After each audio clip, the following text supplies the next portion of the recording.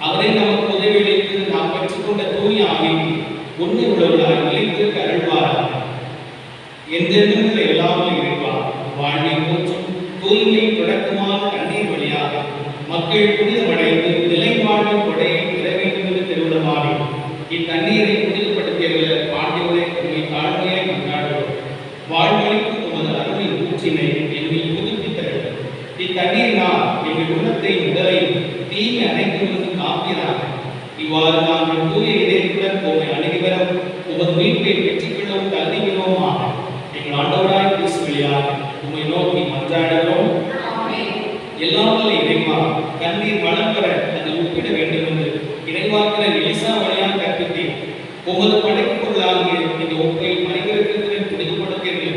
உம்மை தாழ்மையை மன்றாடுகிறோம். ஆண்டவரே, உப்பு கலந்த இத்தண்ணீர் தெளிக்கப்படும் இடமெல்லாம் தீயோவின் தாக்குதல் அனைத்தும் தோல்வியுறச் செய்வீராக. உம் தூய ஆவியார் உடனிருந்து எங்கள் இடையிலாக காத்தருவாராக. எங்கள் ஆண்டவராகிய கிறிஸ்து வழியாக உம்மை நோக்கி மன்றாடுகிறோம்.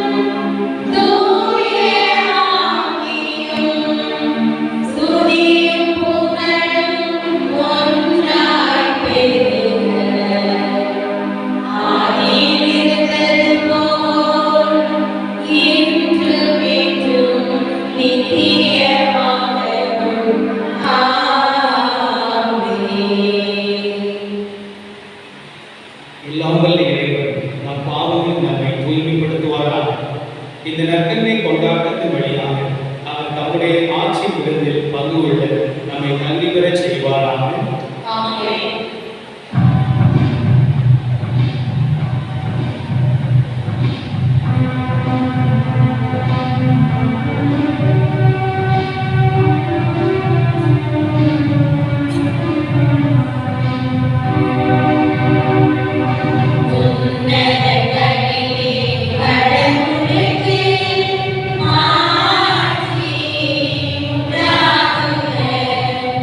Thank you.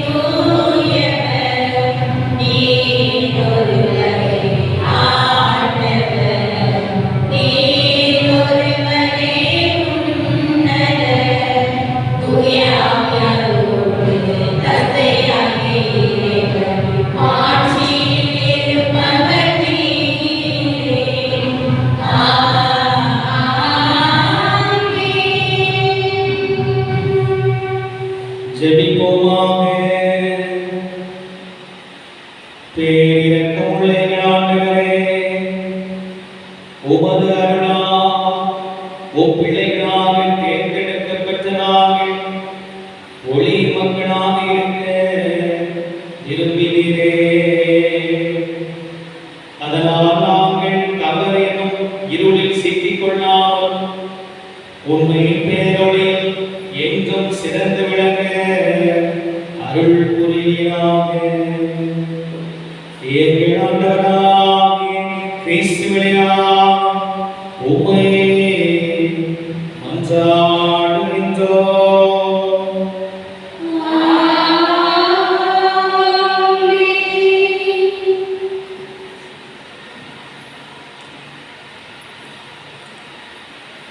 முதல் வாசக முன்னுரை. வாழ்வோரின் கடவுளை நம்பி வாழும் நாமும் வாழ்வளிக்கும் இறைவனின் சாயல்களாக மாறுகிறோம் என்பதை இன்றைய முதல் வாசகம் நமக்கு எடுத்து கூறுகிறது. கடவுளின் படைப்பில் யாவும் நல்லவையே. நல்லவைகளில் ஒட்டுமொத்தமாக அவரது சொந்த உருவில் நாம் படைக்கப்பட்டிருப்பதால் நாமும் நன்மை செய்பவர்களாக வாழ வரம் வேண்டி சாலமோனின் ஞான நூலுக்கு செவிசாய்ப்போம்.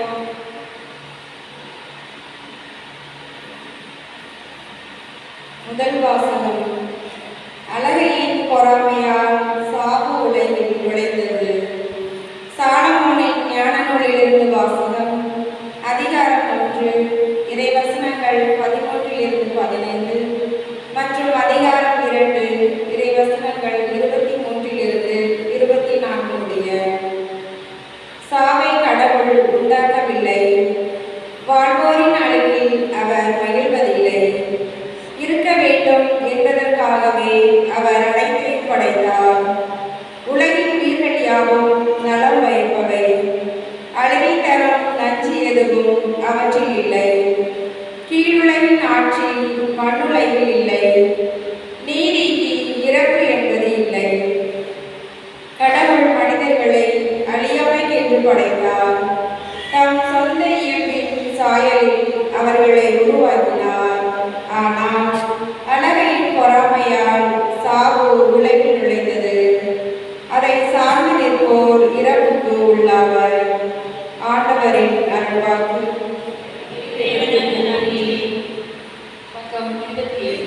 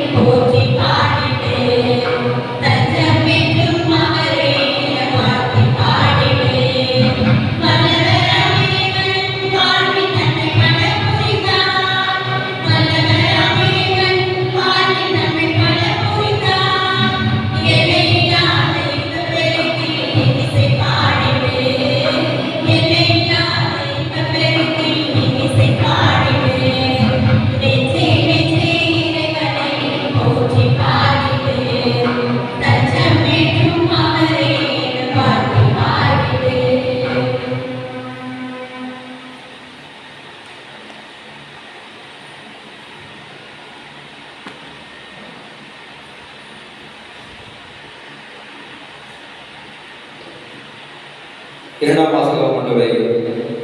மிகுதியாக சேகரித்தவருக்கு எதுவும் மிஞ்சவில்லை, குறைவாக சேகரித்தவருக்கு எதுவும் குறைபடவில்லை. இறை இயேசுவின் இனிய உறவுகளே, கொண்டு செல்ல எதுவும் இல்லை, ஆனால் கொடுத்து செல்ல பணம், பொருள், செல்வம் என நற்பண்புகள் எவ்வளவோ உள்ளது. ஆகவே இயன்றவரை இருப்பதை கொடுப்போம், இல்லாதவர்களுக்கு கொடுப்போம் என்ற கருப்பொருளை எடுத்துரைக்கும் இரண்டாம் வாசகத்திற்கு செவி சாய்ப்போம்.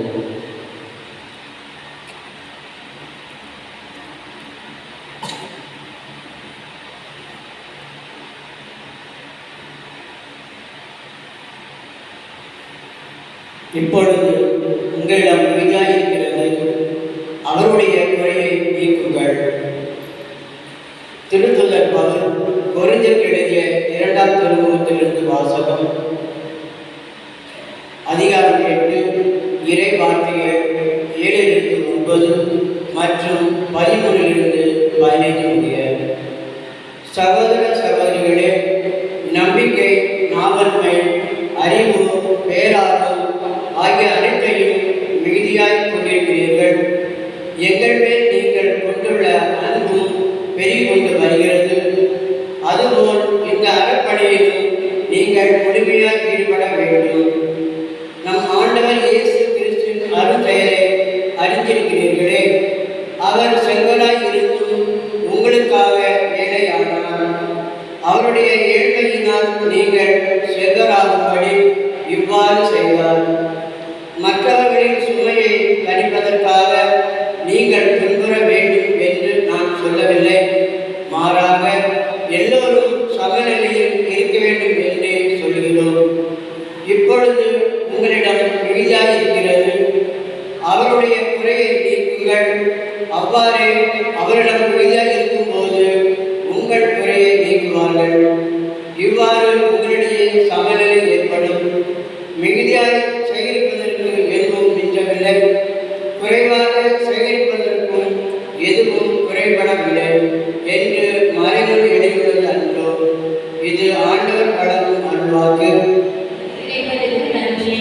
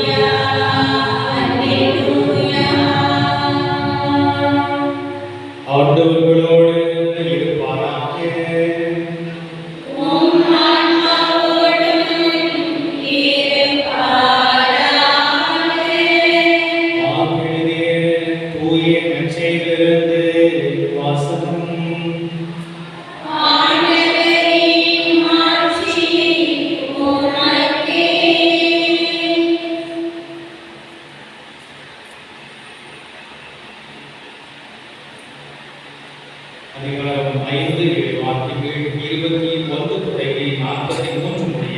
மார்க் நற்செய்தி 5ஆம் அதிகாரம் 21 முதல் 43 முடிய உள்ள உயிருள்ள வார்த்தைகள். இயேசு படகேறி கடலை கடந்து மீண்டும் மறுகரை அடைந்ததும் பெருந்திரளான மக்கள் அவரிடம் வந்து கூடினர். அவர் கடற்கரையில் இருந்தார். தொழுகை கூட தலைவர்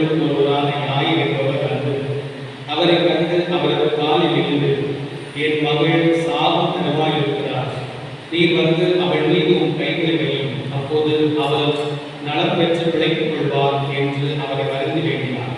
இயேசு அவருடன் சென்றார். பெருந்திரளான மக்கள் அவரை நெருக்கிக் கொண்டே பின்தொடர்ந்தனர். அப்போது 12 ஆண்டுகளாய் இரத்தப்போக்கினால் வருந்திய பெண் ஒருவர் அங்கே இருந்தார். அவர் மருத்துவ பலரிடம் தனக்கு உள்ளதெல்லாம் செலவழித்தும் ஒரு பயனும் அடையாமல் மிகவும் துன்பப்பட்டவர். அவர் நிலைமை பரவர மிகவும் கேடுற்றது. அவர் இயேசு பற்றி கேள்விப்பட்டு மக்கள் கூட்டத்திற்கிடையில் அவர் பின்னால் வந்து அவர் மேலுடையை தொட்டார். ஏனெனில் நான் அவருடைய ஆடையை தொட்டாலே நலம் பெறுவேன் என்று அப்பெண் எண்ணிக் கொண்டார். தொட்ட உடனே அவருடைய இரத்தப்போக்கு நின்று போயிற்று. அவர் தம் நோய் நீங்கி நலம் பெற்றதை உடலில் உணர்ந்தார். உடனே இயேசு தம்மிடமிருந்து வல்லமை வெளியேறி அவர் உணர்ந்து மக்கள் கூட்டத்தை திரும்பி பார்த்து, என் மேலுடையை தொட்டவர் யார் என்று கேட்டார்.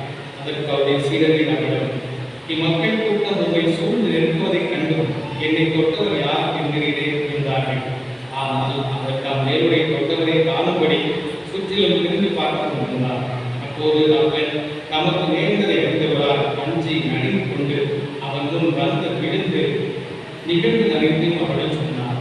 இயேசு அவரிடம், மகளே, உனது நம்பிக்கை உன்னை குணமாக்கிற்று, அமைதியுடன் போ, நீ நோய் நீங்கி நலமாயிரு என்றார். அவர் தொடர்ந்து பேசிக் கொண்டிருந்த போது தொழுகை கூட அவருடைய வீட்டில் இருந்து ஆட்சி வந்து அவரிடம், உங்களுடைய மகன் இறந்து விட்டார், போதகரை ஏன் தொந்தரவு செய்கிறீர் என்றார்கள். அவர்கள் சொன்னது இயேசுவின் காதில் விழுந்ததும் அவர் தொழுகை கூட தலைவர், அஞ்சாதீர், நம்பிக்கையை மட்டும் விடாதே என்று கூறினார். அவர் பேதுரு, யாக்கோபின் சகோதரன் யோவான் ஆகியோரை தவிர வேறு ஒருவரையும் தம்முடன் வரவிடவில்லை. அவர்கள் தொழுகை கூட தலைவர் வீட்டுக்கு சென்றார்கள். அங்கே அவளையே மக்கள் அழுது ஓடமிட்டு குழப்போதை இயேசு கண்டார். அவர் உள்ளே சென்று, ஏன் இந்த அமளி, ஏன் இந்த அழுகை, சிறுமி இறக்கவில்லை, உறவுகிறார் என்றார். அவர்கள் அவரை பார்த்து நகைத்தார்கள். ஆனால் அவர்கள் அனைவரும் வெளியேற்றி பின் சிறுமியின் தந்தையை தாரி தம்முடன் இருந்தவர்களை கூட்டிக் கொண்டு அச்சிறுமி இருந்த இடத்துக்கு சென்றார். சிறுமியின் கையை பிடித்தவர்கள், கலிக்காவும் என்றார். அதற்கு சிறுமி, நான் உனக்கு சொல்கிறேன், எழுந்திடு என்பது பொருள். உடனே அச்சிறுமி எழுந்து நடந்தார். அவள் 12 வயதானவர். மக்கள் பெரிதும் அழைத்து போய் மெய்மறந்து இருந்தார்கள். இதை யாரும் தெரிவிக்கக் கூடாது என்று அவர் அவர்களுக்கு கண்டிப்பாய் கட்டளையிட்டார். அவளுக்கு உணவுக்கும் சொன்னார். ஆண்டவரின் அருள்வாக்கு.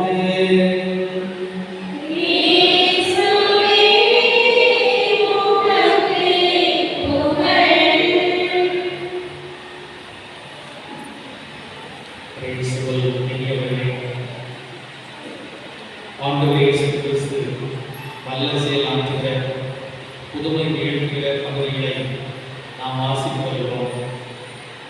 இயேசு கிறிஸ்து புதுமை செய்கிற கடவுள், வல்லமை நிறைந்த கடவுள் என்பதை நமக்கு சொல்லவும் இந்த பகுதியில் இந்த நாட்களில் நமக்கு தரப்படுகிறது. நாம் விசுவாசிக்கிற கடவுள், நாம் நம்புகிற கடவுள், புதுமையின் ஆண்டவர், வல்ல செயலின் கடவுள், அற்புதங்களை நிகழ்கிற தெய்வம் என்பதை புரிந்து கொள்ளவும் நம்முடைய மனதிற்கு உடற்கு அறிவிக்கவும் இந்த பகுதியில் நமக்கு தரப்படுகின்றன. பழைய ஏற்பாட்டில் ஆண்டவர் செய்த புதுமை, புதிய ஏற்பாட்டில் ஆண்டவர் இயேசு செய்கிற புதுமை, இவற்றுக்கு வித்தியாசம் இருப்பதை பார்க்கிறோம். பழைய ஏற்பாட்டிலே புதுமை நடக்கிறது, புதுமை நடந்த பிறகு அங்கே நம்பிக்கைகள் வருகிறது. ஆனால் புதிய ஏற்பாட்டில் அப்படி இல்லை. புதுமைக்கு முன்னாலே நம்பிக்கை என்பது இருந்தால்தான் அங்கே புதுமை நடக்கும். ஆண்டவர் இயேசு கிறிஸ்து நீ நம்புகிறாயா என்று கேட்கப்படுது, நம்பிக்கையை கேட்கப்படதான் அங்கே புதுமை நடக்கும். பழைய ஏற்பாட்டில் அப்படி இல்லை. ஒரு புதுமை நடக்கும், புதுமை நடந்த பிறகு மக்கள் நம்புவார்கள். இங்கே நாம் பார்க்கிற புதுமைக்குள்ள ஒரு புதுமை, அந்த புதுமை நடப்பதற்கு முன்பாகவே கண் முன்னாலே இன்னொரு புதுமை நடக்கும். அவரை அதை கண்ணால் காண்கிறார்.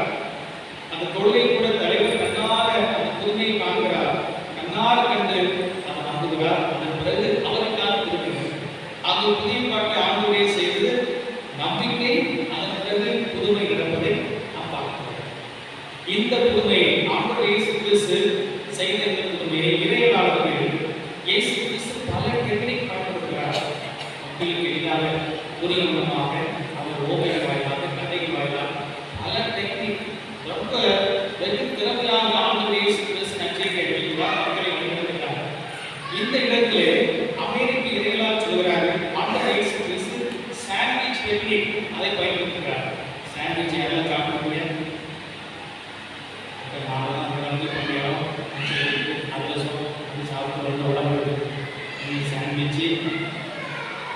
செஞ்சு சாப்பிடுங்க.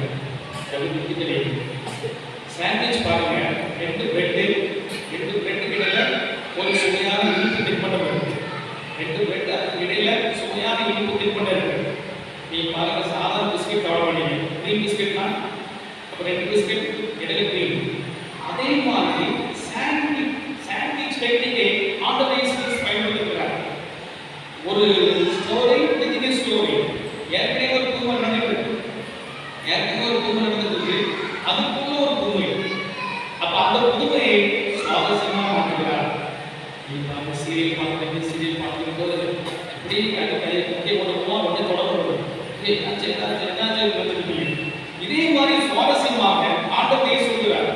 ஒரு புதுமை நடக்கிறது, அந்த பிள்ளை எனக்கு போய் சொன்னாங்க, இதற்கும் தருவாய் இருக்கிறேன்னு சொன்னாங்க, என்னாச்சோ ஏதாச்சோ அப்படின்னு நினைக்கும் போது ஒரு சுவாரஸ்யமா இன்னொரு புதுமையை ஆண்டவர் இயேசு கிறிஸ்து நிகழ்த்துகிறார். இது சாண்ட்விச் டெக்னிக் சொல்கிறார்கள். இந்த டெக்னிக்கை ஆண்டவர் இயேசு கிறிஸ்து அங்கே பயன்படுத்துகிறார். ஆகவே 2 புதுமைகள் ஒரே இடத்தில் நடைபெறுகிறது. அங்கே சிறுமி உயிர் பெறுகிறார். நோயிலிருந்த இரத்த போக்கினால் அடிப்பின் நலம் பெறுகிறார். இந்த 2 புதுமைகளில் பல உண்மைகள் இருக்கின்றன. அவர் நாம் முதலில் பார்க்க சொன்னால், முதல் உண்மையாக பார்க்கும் போது இங்கே இரத்த போக்கை பெண் ஆண்டவர் இயேசு கிறிஸ்துவை தொடுகிறார். அங்கே என்ன? இயேசு கிறிஸ்து சிறுமியை தொடுகிறார். ஆகவே இயேசு கிறிஸ்து தொடுகிற போது, இயேசு கிறிஸ்து ஒரு நபரை தொடுகிற போது, ஒரு நபர் இயேசு கிறிஸ்துவை தொடுகிற போது அங்கே புதுமை என்பது கண்டிப்பாக நாம் இயேசுவை தொட வேண்டும். அல்லது இயேசு கிறிஸ்து என்னை தொட நாம் அனுமதிக்கும் போது அங்கே புதுமை நடக்கிறது. இங்கே இந்த பெண் 12 ஆண்டுகளாக நோயினால் பாடுகிறார். அந்த சிறுமியுடைய வயது என்ன? வயசு என்ன? 12 வயது. இங்கே 12 ஆண்டுகள் நோயினால் பாடுகிறார். அந்த சிறுமியுடைய வயது 12. அந்த சிறுமி இறந்த நிலையில் இருக்கிறார். அதுதான் ஆண்டவர் இயேசு கிறிஸ்து கொடுக்கிறார். இங்கே இரத்தப்போக்கு என்பது, இரத்தம் என்பது உயிரின் அடையாளமாக இருக்கிறது. ஆகவே இந்த பெண்ணும் இரத்தமெல்லாம் இழந்து உயிரற்ற நிலையில் இந்த பெண் இருக்கிறார். இங்கே ஆண்டவர் இயேசு கிறிஸ்து அந்த பெண்ணை குணமாக்குகிற சூழ்நிலை கூட்டம் என்பது கிடையாது இருக்கிறது. அங்கும் சிறுமியை ஆண்டவர் இயேசு கிறிஸ்து உயிர் பெற்றலை செய்கிற போது அங்கும் கூட்டம் என்பது கிடையாது இருக்கிறது. கூட்டத்தில் என்ன செய்கிறார்கள்? கேலி செய்கிறார்கள், நகைக்கிறார்கள். அந்த இறந்து விட்டார், இவர் போய் எந்த புதுமையை செய்ய போறார் என்று சொல்லி கூட்டம் என்பது கிடையாது. கடைசியாக நாம் பார்ப்போம் சொன்னால், இங்கும் சாத்தியமில்லாத ஒரு தன்மை, ஏற்கனவே 12 ஆண்டுகள் இப்படி சாத்தியமில்லாத தன்மை, அந்த சாத்தியமில்லாத தன்மைகள் அங்கே புதுமை நடக்கிறது. இங்கும் சிறுமி இறந்து விட்டார். அங்கே அவர் சொல்கிறார்கள், போதகர் ஏற்பட்டவர் வேலையில் இருப்பார், ஏன் போதகரின் தொந்தரவு செய்கிறீர்கள்? ஏற்கனவே சிறுமி இறந்து விட்டால் ஏன் போதகரை தொந்தரவு செய்கிறீர்கள் என்று சாத்தியமில்லாத ஒரு தன்மை சொல்லப்பட்ட அந்த நிலையிலே முதல் யார் என்பவர் தொழுகை கூட தலைவராக அங்கு அறிமுகம் செய்யப்படுகிறார். தொழுகை கூடத்தில் மக்கள் 3 காரியங்களுக்காக வந்தார்கள். முன்னெல்லாம் தொழுகை கூடத்தினால மக்கள் 3 காரியங்களுக்காக வந்தார்கள். முதல்ல தொழுகை கூட இருந்ததுங்க ஒரு ஜெப கூடார மாறி. அப்ப எது வந்திருப்பார்கள்? ஜெபிக்க வந்தார்கள். முதல்ல ஜெபிக்க வந்தார்கள். அதுவே ஜெபிக்க வந்தார்கள். தொழுகை கூடம் என்பது ஜெபிக்கிற இடமாக 3 காரணங்களால் பயன்படுத்தப்படுகிறது. முதல்ல அந்த தொழுகை கூடம் என்பது ஜெபிக்கிற இடமாக, ஜெபிக்கிற ஆண்டவரை கேட்கிற இடமாக அந்த தொழுகை கூடம் என்பது இருக்கிறது. தொழுகை கூடம் என்பது என்ன? ஒரு சிறிய ஜெப கூடாரம் போல அவர் கட்டியிருக்கிறது. இந்த காலத்தில் நாம் கிறிஸ்துவாக கட்டுகிறோம். ஆக சிறிய கட்டியிருக்கிறார்கள். அதுவும் செல்வந்தர்கள் மக்களுக்கு பொருளாதாரம் திரட்டி அந்த தொழுகை கூடத்தை அவர்கள் கட்டினார்கள். இரண்டாவது பார்க்கிற போது அவர்களுடைய குறை இருக்கிற நீதிமன்றமாக அது பயன்படுத்தப்பட்டது. ஆகவே சிறு பிரச்சனை வந்தது. அந்த பிரச்சனைகளுக்கு இருக்கிற குட்டி நீதிமன்றமாக அது பயன்படுத்தப்பட்டது. மூன்றாவதாக மறையறிவு பெறுவதற்காக பயன்படுத்தப்பட்டது. சிறுவர்கள் பெரியவர்கள் அங்கு வந்து மறையறிவு பெறுவதற்காக தோரா நூல்கள், திருப்பாடல்கள் இவற்றை எல்லாம் அவர்கள் கற்று மன்னம் செய்து அவர்கள் தங்கள் வாழ்க்கையை கடைபிடிப்பதற்காக இந்த தொழில் பயன்படுத்தப்பட்டது. அன்புள்ளே, இந்த புதுமைகளை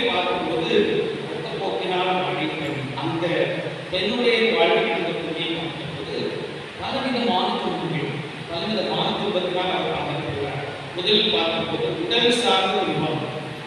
உடல்ல எப்ப போக்குனா மாடி இதுவும் 12 ஆண்டுகள் ஆகிவிட்டது. ஆகவே பல்வேறு விதமான விதத்திலே உடல் ரீதியாக அவர் பாதிக்கப்பட்டார். உடல் ரீதியாக பாதிக்கப்பட்டு மிகவும் நொந்து போயினார். எந்த அளவுக்கு உயிரிழந்த நிலையிலே அவர் பாதிக்கப்பட்டார். ஆகவே உடல் சார்ந்த துன்பம் அவருக்கு இருந்தது. இரண்டாவதாக பொருளாதாரம் சார்ந்த துன்பம் என்பது அவருக்கு இருந்தது. அது சொல்லப்பட்டிருக்கிறது. அவர் தன்னுடைய பணம் முழுவதையும் மருத்துவத்துக்கு செலவழித்தார். எல்லா பணத்தையும் மருத்துவத்துக்கு செலவழித்தார். அப்படி செலவழித்து ஒன்றும் இல்லாத நிலைக்கு வந்துவிட்டார். ஆகவே உடல் சார்ந்த துன்பம், உடல் முழுவதுமாக வேதனை நிறைந்த நேரத்திலே அவர் முழுவதுமாக அந்த நோயினால் பாதிக்கப்பட்டு துன்பப்பட்டார். பொருளாதாரம் முழுவதுமாக காலியாகிவிட்டது. எல்லாமே முடிவடைந்த நிலை. ஆகிய பொருளாதாரம் பெருமை. இப்படிப்பட்ட பொருளாதாரம் சார்ந்த துன்பத்தினால் அவர் பாதிக்கப்பட்டார். ஆன்மீக துன்பமும் அவருக்கு இருந்தது. ஆன்மீக துன்பம் என்பது என்ன? அந்த காலத்தில் இந்த நோயை தீட்டாக நினைத்தார்கள். பெண்கள் தீட்பட்டவர்கள் நினைக்கிறதில்லை. இதை பொருளாக நினைத்தார்கள். அப்படி கடவுளுக்கு அவர் தூரத்தில் இருந்தார். பக்கத்தில் வர முடியாத ஒரு சூழ்நிலை, கடவுளை விட்டு விலகி இருக்கிற சூழ்நிலை, கொள்கை கூடமோ மற்ற இடங்களுக்கு அவர் வர முடியாத சூழ்நிலை. ஆகவே ஆன்மீக சார்ந்த துன்பமும் அவருக்கு இருந்தது.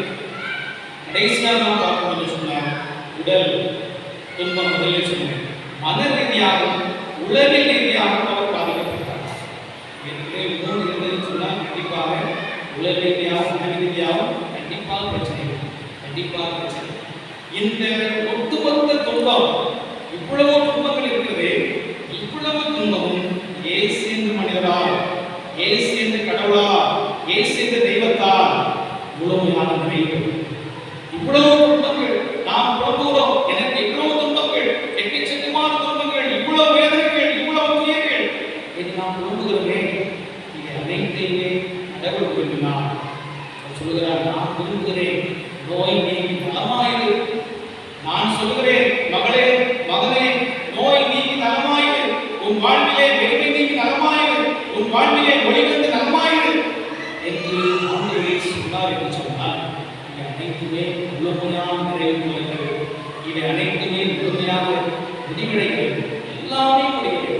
எக்கச்சக்கமான துன்பங்களா இருக்கலாம், ஏகப்பட்ட பிரச்சனையா இருக்கலாம், அடுக்கடுக்காக துயரங்களாக இருக்கலாம், துன்பங்கள் வந்து கொண்டே இருக்கலாம். ஆனால் இயேசு வருகிற போது, இயேசுவை பார்க்கிற போது, இயேசுவை சந்திக்கிற போது அதற்கான ஒரு முற்றுப்புள்ளி என்பது கைவேறு இயேசுக்கே புகழ். மிக சத்தமா இயேசுக்கே புகழ், இயேசுக்கே நன்றி, மரியே வாழ்க.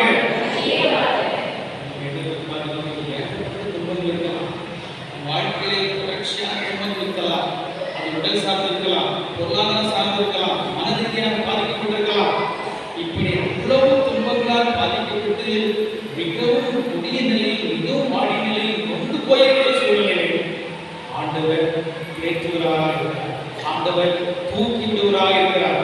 ஆண்டவர் வழிநாட்டுவராக இருக்கிறார். ஆண்டவர் உதவி செய்யக்கூடியவராக இருக்கிறார். ஆகவே அதைத்தான் நாம் சிறப்பாக இந்த இடத்திலே புரிந்து கொள்ள வேண்டும். அதை மனது புலம்பிக் கொண்டிருக்கலாம். என் வாழ்வில் வருகிற துன்பங்கள், ஏற்பட்ட துன்பங்கள், எனக்கு இவ்வளவு பிரச்சனை இருக்கிறது, எனக்கு இவ்வளவு பிரச்சனைகளை எப்படி கொண்டு போவதற்கு தெரியவில்லை, இவ்வளவு முறை நான் பாதிக்கப்பட்டிருக்கிறேன் என்று சொல்லி உங்கள் பிரச்சனையை எண்ணிக் கொண்டிருக்கலாம். ஆனால் அந்த பிரச்சனைக்கு முடிவு காண்கிற தெய்வம் உண்டு, கடவுள் உண்டு. அந்த அருள் வழங்குகிற, ஆற்றல் கொடுக்கிற வலிமையான கடவுள் உண்டு. அவரை நம்புகிற போது, அதை விசுவசிக்கிற போது ஒன்றுமில்லாமல் போகும்.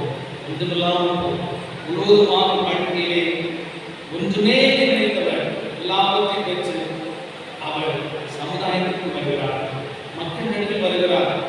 ஓரங்கட்டப்பட்டவர் பல நேரங்களில் வாழ்க்கையின் எதிரிகளால் ஓரங்கட்டப்பட்ட நிலைக்கு போயிருக்கலாம், நொந்து போன நிலைக்கு போயிருக்கலாம், மக்கள் மத்தியிலே வருவதற்கு தாழ்வு மனப்பான்மை இருக்கலாம்.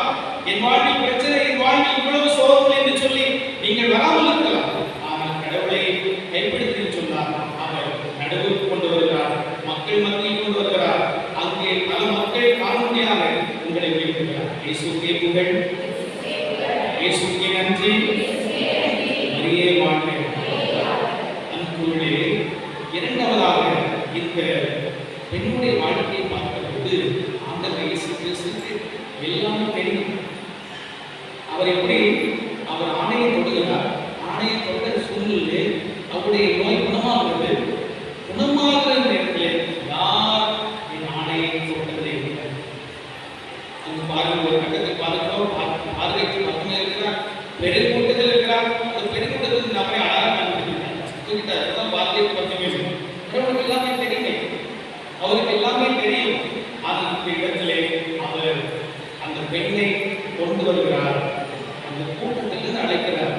அழைத்து வந்து அவர் நடுவில் இருக்கிறார். அதற்காக அந்த பெண்ணை ஒரு சாட்சியாக சார்ந்தால் பாருங்க, பல நிலைகளிலே கடவுள் நமக்கு செய்ததை மனதிற்குள்ளே வைத்திருப்போம்.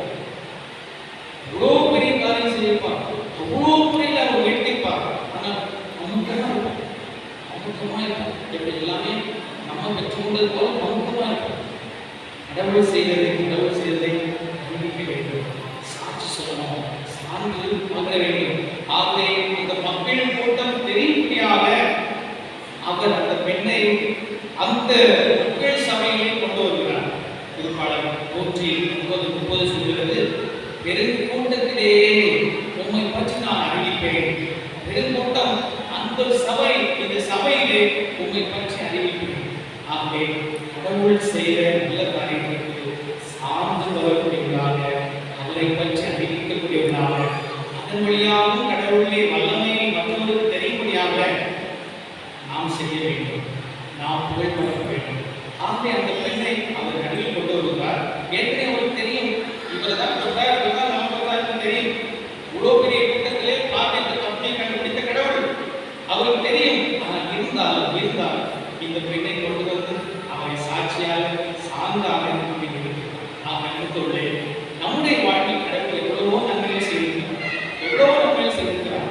அதை மற்றவருக்கு அறிவிக்கக்கூடிய நிலையிலே என் வாழ்வில் கடவுள் இதை செய்தார், எனக்கு இதை செய்தார் என்று சொல்லி நம்பிக்கை விசுவாசத்தை மற்றவர்கள் பெருமந்தமாக நாம் செய்வது என்பது சரியானது. அதற்கு தான் ஆண்டவர் இயேசு அந்த பெண்ணை அறிவிக்கிறார்.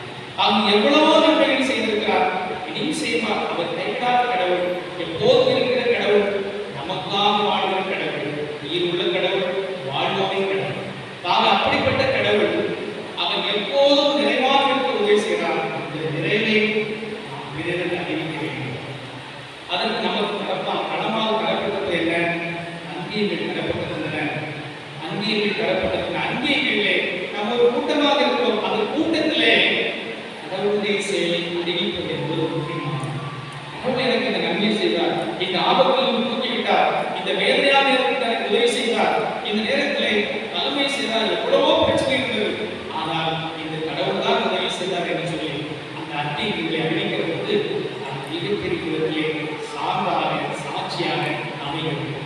நாம் நம்ம இளங்குளத்தில் பார்ப்பது இன்னும் ஒரு வாய்ப்பு கொடுக்கிறோம். இளங்குளத்தில் இயேசு செய்த, கடவுள் செய்த, நம்மை பாதுகாப்பை அளிக்கிற அதிசய ஆரோக்கிய வழியாக செய்த புதுமைகளை, சான்றுகளை அறிவிப்பதற்காக இன்னொரு வாய்ப்பு கொடுக்கிறோம். இந்த வாய்ப்பு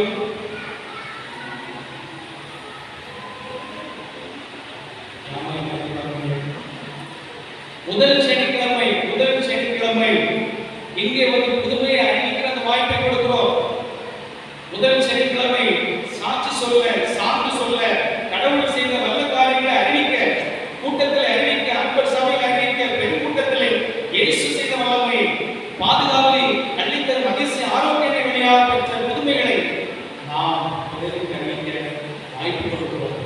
ஆகவே நாம் பெற்ற புதுமைகளை, நாம் பெற்ற நன்மைகளை கூட்டத்திலே நாம் அறிவிக்கிறது. இன்னும் கடவுளை மகிமை என்பது பரவுகிறது, இன்னும் கடவுள் செய்த வல்லமை என்பது எல்லோருக்குமே தெரிகிறது. ஆகியவற்றை நாம் கண்டிப்பாக அறிவிக்கக்கூடிய பிள்ளைகளாக இருக்கிறது மகிழ்ச்சிக்கு கிடைக்கும். இந்த சிறுமி நலம் பெற்ற புதுமையை நாம் பார்க்கும்போது அங்கே சாத்தியக்கூறு என்பதில்லை. ஆண்டவர் உயிர் கொடுக்கக்கூடியவராக இருக்கிறார். சாத்தியமில்லாத நேரத்தில் அவர் உயிர் கொடுக்கக்கூடியவராக இருக்கிறார். சிறுமி இறந்து விட்டார் என்று சொல்கிறார்கள். முழுவதுமாக கைவிடப்பட்டதில்லை, வாழ்வு கொடுக்க முடியாத அந்த நேரத்திலே ஆண்டவர் இயேசு கிறிஸ்து அங்கே சென்று அந்த சிறுமியை தொட்டு அழித்தாலும் என்கிறார். உடனே அந்த சிறுமி எழுதுகிறார். அவர் உயிர் பெற்ற அடையாளமாக என்ன நடக்கிறது? கடைசி வாக்கு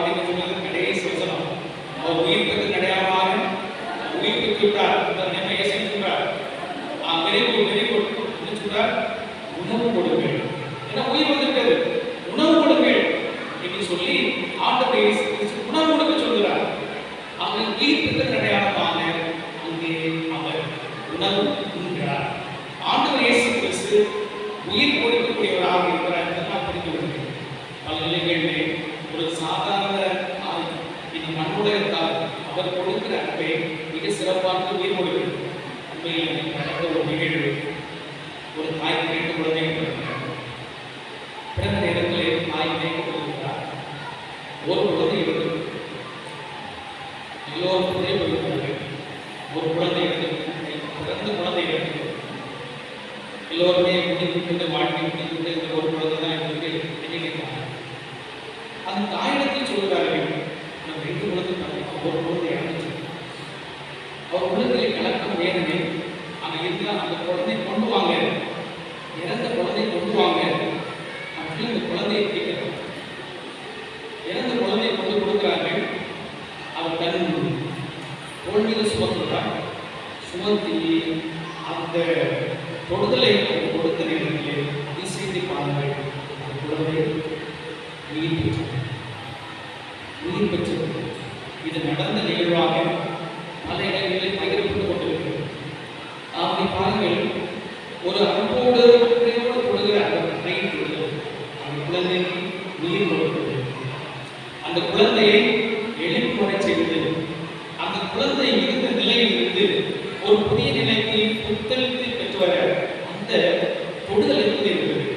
அதே போலதான் ஆண்டவர் இயேசு கிறிஸ்து அல்லாத தாயுடைய தொடுதல் மிகப்பெரிய விதத்திலே உயிரை கொடுக்கிறது, குழந்தையை வாழச் செய்யும், குழந்தையை இந்த உலகத்திலே நடமாட செய்யும்.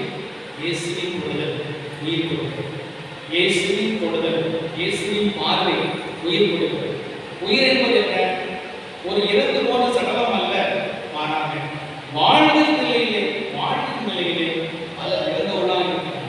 குடும்பத்திலே பிரச்சனை காரணமாக, ஒரே அடிக்கடி சோகமான நிகழ்வுகளின் காரணமாக, குடும்பத்தில் கணவனுடைய நடத்தை சரியில்லாத காரணமாக, மனைவியுடைய நடத்தை சரியில்லாத காரணமாக, பிள்ளைகளை திருத்த முடியாத சூழ்நிலை, இப்படியெல்லாம் இருக்கிற அந்த சூழலிலே பல நடமாடுகிறார்கள். ஆனால் வாழ்க்கையில் உயிரில்லாதவராக, பேச்சில் உயிரில்லை, வாழ்க்கையில் சொல்லில் உயிரில்லை, இப்படி இருக்கிறார்கள். இப்படிப்பட்ட இப்படிப்பட்டவர்களுக்கெல்லாம் கடவுள் உயிர்ந்தவராக இருக்கிறார். வாழ்க்கையை நான் குலைந்து விட்டேன், வாழ்க்கை எனக்கு இல்லாமல் போய்விட்டது என்று சொல்லி உயிரோடு இருக்கிற நேரத்திலே பலர் போகிறார்கள், உயிரோடு இருக்கிற நேரத்திலே பலர் துடிக்கிறார்கள். இப்படிப்பட்டவர்களுக்கெல்லாம் ஆண்டவர் இயேசு கிறிஸ்து வாழ்வு கொடுக்கிறார், உயிர் கொடுக்கிறார். இப்படிப்பட்டவர்கள் எல்லாம் எழுப்புகிறார். நலிக்காவும் என்று எழுப்புகிறார். நான் உனக்கு சொல்கிறேன், எழுந்திடு, உன் வாழ்விலை நிறைவை கொண்டாட, வாழ்க்கை கொண்டாட எழுந்திடு என்று ஆண்டவர் இயேசு கிறிஸ்து சிறப்பான உதவி செய்கிறார். ஆகவே நாம் மனதிற்குள்ளே புலம்பிக் கொண்டிருக்கலாம், யார் உதவி செய்வார், யார் என்னை எழுப்பிடுவார், யார் என்னை தொடுவார் என்றெல்லாம் நினைத்துக் கொண்டிருக்கலாம். ஆண்டவர் இயேசு கிறிஸ்து உதவி செய்கிறார். வாழ்விலே பல நபர்கள் வாழ்க்கையை கொண்டாடுவதில்லை, பலருக்கு வாழ்க்கை திண்டாட்டமாக இருக்கிறது. காலை முதல் இரவை எப்படி கழிக்க முடியும் என்றெல்லாம் பலர் வேதனைப்படுகிறார்கள். இந்த காலை பொழுதாகிவிட்டதே, இந்த இரவை எப்போது வரும் என்றெல்லாம் வாழ்க்கையில் ஏற்பட்ட சூழல் காரணமாக பலர் வாழ்கிற சூழலை பார்க்கிறோம். அப்படிப்பட்ட நபர்களுக்கெல்லாம் கடவுள் உயிர் கொடுக்கிறார், வாழ்வு கொடுக்கிறார், உங்களை உயர்கிறார், தோல்வியில் சுமக்கிறார். ஆகவே அந்த நம்பிக்கை என்பது என்ன சொன்னால் கண்டிப்பாக எல்லாமே மார்க் செய்தி 9:23 நமக்கு அழகாக பதிவு செய்கிறது. நம்புகிறவருக்கு எல்லாம் லூக்கா நற்செய்தி 1:37 சொல்கிறது, கடவுளால் இல்லாதது ஒன்றுமில்லை, எல்லாவற்றுமே கடவுள் அளித்திருக்கிறார். இப்படி இந்த புதுமையை பெற வருகிற போது அங்கே நடந்த ஒரு முக்கியமான செய்தி நாம் கவனிக்க வேண்டும். யாயிரம் தொழில்கூட தலைவர் யாயிரம் வந்து ஆண்டவர் தான் வண்டி இருக்கிறது, அவர் நாளில் விழுந்தவாறு ஆசிர்தான் கொண்டாடுகிறார். இங்கே இந்த பெண் குனிந்துதான் இருக்கிறார். ஏனென்றால் சமுதாயத்தால் குனியடிக்கப்பட்டவர், என்னுடைய நோயினால் விழுந்து போய்விட்டார். 12 ஆண்டுகள் இருக்கும் போது சொல்ல முடியாது.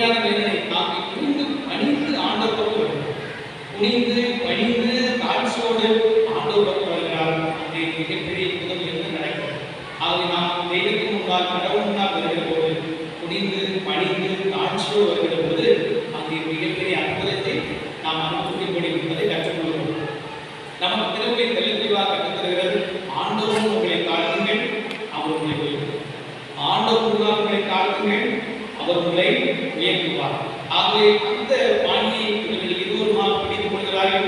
அதை கற்றுக்கொள்கிறார்கள். கற்றுக்கொண்டவர்கள் ஆண்டு முன்னால் பணிந்து வருகிறார்கள். அங்கே கடவுள் உயர்த்துகிறார். பணிந்து வருகிறார்கள், தாழ்த்துகிறார்கள், தங்களை தாழ்த்துகிறார்கள், தாழ்ச்சியோடு கடவுள் கொண்டு வருகிறார்கள். அங்கே கடவுள் அவர்களை உயர்த்துகிறார். ஆகவே இந்த அற்புதமான உண்மைகள் எல்லாம் நாம் இந்த செயல் வழியாக புதுமையான காரியங்கள் எல்லாம் இந்த புதுமை வழியாக நாம் கற்றுக்கொள்கிறோம். அதையும் பார்க்கணும்னு சொன்னால் தீட்டாக கருதப்பட்டது. அந்த இறப்பாகலாம் இந்த தீட்டாக கருதப்பட்டது. அந்த காலத்திலே ஒரு தீட்டப்பட்டவரை மற்றொருவர் தொட்டுட்டார் என்று சொன்னால் அவர் தீட்டாக கருதப்பட்டார். ஆனால் இது பாருங்கள், ஆண்டவர் இயேசு கிறிஸ்து அவர்களை தொடுகிறார். அவர் ஆண்டவர் இயேசுவை தொடுகிறார். ஆனால் ஆண்டவர் தீட்டுப்படவே இல்லை. அவர் பரிசுத்தமாக கிடக்கிறார். சாவுல் அவரை எதிரே செய்யவில்லை. சாவுக்கு எதிரி ஆண்டவர் இயேசு கிறிஸ்து. சாவுக்கு பகைவனாக இருந்தார். ஆகவே கடவுளை எதுவுமே தீட்டுப்படுத்த முடியாது. தீட்டுப்படுத்துகிற நபர்கள் அவரை தொட்டார்களானால் பழைய பாட்டுப்படி லேவி புத்தகத்தின்படி தீட்டுப்பட்ட நபர் இன்னொரு அவரை தொட்டார் என்று சொன்னால் அவர் தீட்டுப்பட்டவராக இருந்தார். ஆனால் கடவுள் இங்கே அவரை எதுவுமே செய்ய முடியவில்லை. அவர் பரிசுத்தராக எப்போதும் மகா பரிசுத்தராக அவர் இருக்கிறார் என்பதை நாம் கற்றுக்கொள்கிறோம்.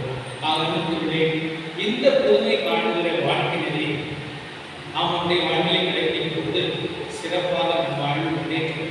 நம் வாழ்க்கைக்காக எடுத்துக்கொண்டது என்ன? ஆண்டவரத்தில் நாம் வருகிற போது தாழ்ந்து பணிந்து தாழ்ச்சியோடு வருகிறது. இரண்டாவதாக அவர் செய்த நன்மைகளை அறிக்கை. அவர் செய்த நன்மைகளை வெளியே சொல்வது, சாட்சி சொல்வது, சார்ந்தாக நாம் அறிக்கையிட்டு விசுவாசத்தை பரப்போம். மூன்றாவது நம்புவதற்கெல்லாம் பலவிதமான அடிக்கடிக்காக இருக்கலாம், எக்கச்சக்கமான பிரச்சனை இருக்கலாம். ஆனால் கடவுள் பாதத்தில் நம்ம விழுந்தம் என்று சொன்னார், அவர் எழுதி கொடுக்கிறார். கடவுள் பாதத்தில் அஞ்சம் மீது விழுந்தம் என்று சொன்னார், அவர் நமக்கு உதவி செய்கிறார். கடவுளால் எல்லாமே விடும், கடவுளால் இயலாதது ஒன்றுமில்லை. ஆமாம். எழுந்து உன்னை நம்பிக்கை சத்தமாக பாடும்.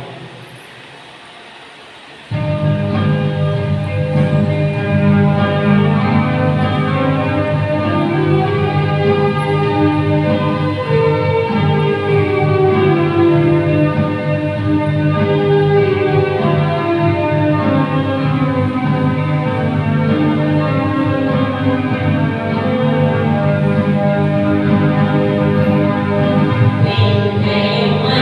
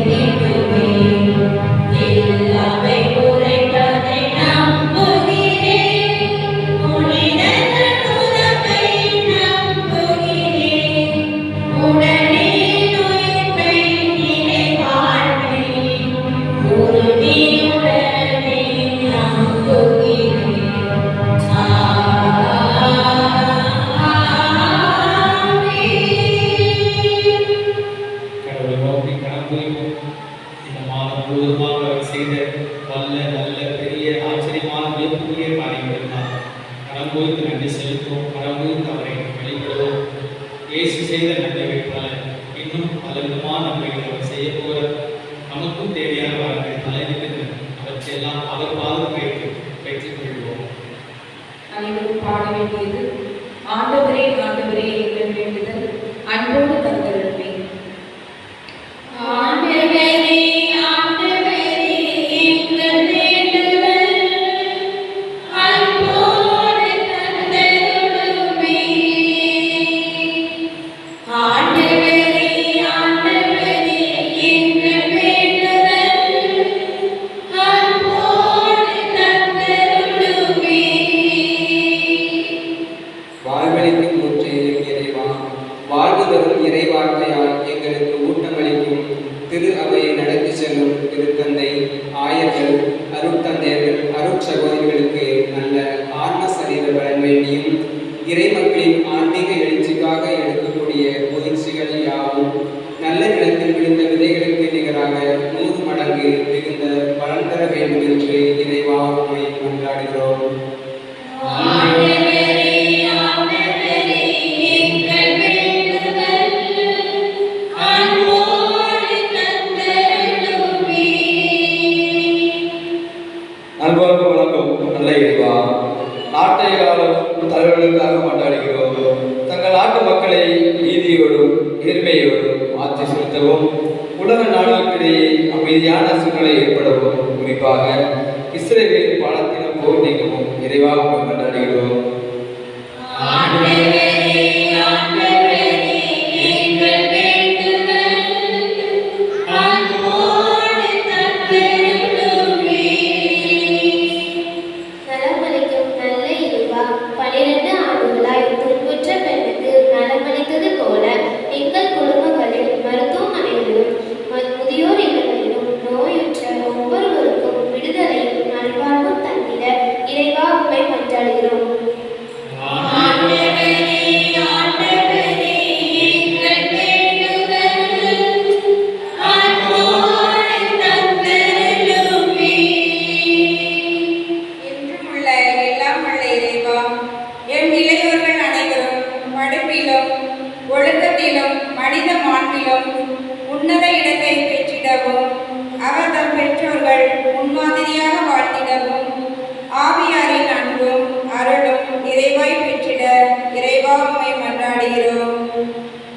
ஆண்டவரே ஆண்டவரே எங்கள் வேண்டுதல் அன்போடு தந்தருளுமே. அனைவரையும் ஆதரிக்கும் தந்தையே என் இறைவா, ஏழைகள், கைவிடப்பட்டோர், ஆதரவற்ற நிலையுள்ளோர் ஆகியோரை கண்டு அவர்களுக்கு உதவிடவும், தங்கள் உழைப்பாலும் பொருளாதார உதவியாலும் வாழ்வில் மகிழ்வும் உடல்நலம் பெற்று அமைதியான வாழ்க்கை பெற்றிட இறைவா உம்மை மன்றாடுகிறோம்.